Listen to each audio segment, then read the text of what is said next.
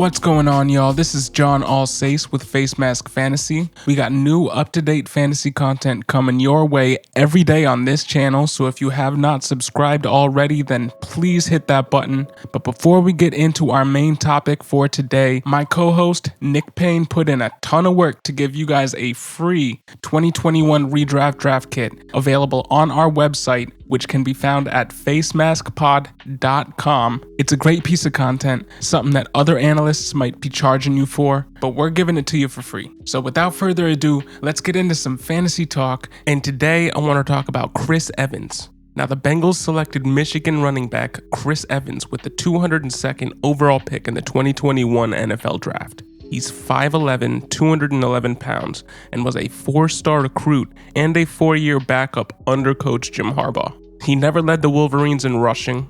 His best yearly line was 135 attempts, 685 yards, and 6 touchdowns.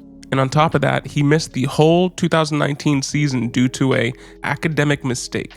But when he was given opportunities, he showed a career 5.6 yards per carry. He tested as a 96th percentile adjusted Spark athlete with a 40.5-inch vertical at his pro day.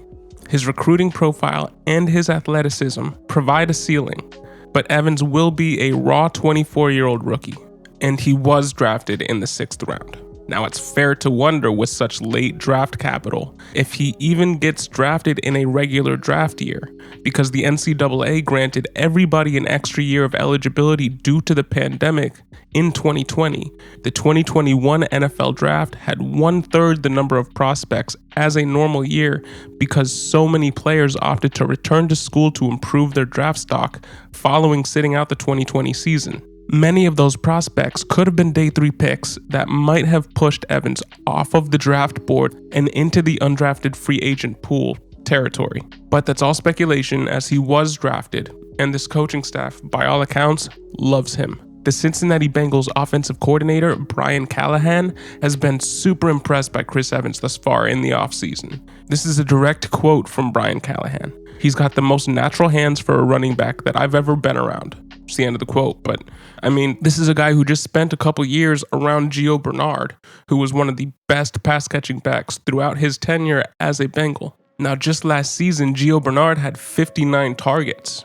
Mixon is projected to get some of that passing down work, but Perine, his direct backup, is more of a Jordan Howard type in that his specialty is not catching the ball. The passing down role should either go to Travion Williams, fellow 2021 rookie undrafted free agent Puka Williams, or Chris Evans. And my money is Chris Evans picks up a fair amount of that Gio Bernard target workload as early as year 1. Now, Travion Williams has hung around on this team for a few years, but he hasn't flashed when given a significant snap count, and it's clear that this coaching staff just does not trust Travion to carry any sort of active touch workload, as they re-signed Perine just this past offseason to a 2-year deal. And then in the draft went ahead and both drafted Chris Evans, albeit late in the draft, and then after the draft picked up Puka Williams. So I think the writing on the wall is that Travion's the odd man out. So where does this leave Evans in fantasy?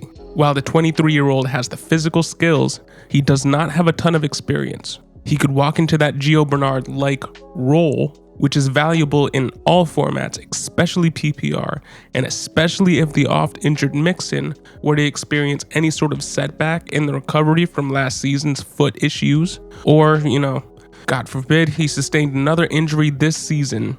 Evans could step into that Hines McKissick type role in this offense. Am I drafting him in season-long and redraft leagues? No. The only backup for the Bengals that I'm drafting is Perine because he's the direct backup to Mixon. And I'm really only looking at him if I have Mixon. But despite that, in season-long leagues, I'm keeping an eye on him. He might be one of those perfect free agent waiver wire pickups in week 1, week 2. You never know. But in Dynasty, I like him as a taxi squad, end of the roster type stash, somebody that you can keep for 1 to 2 years as a wait and see.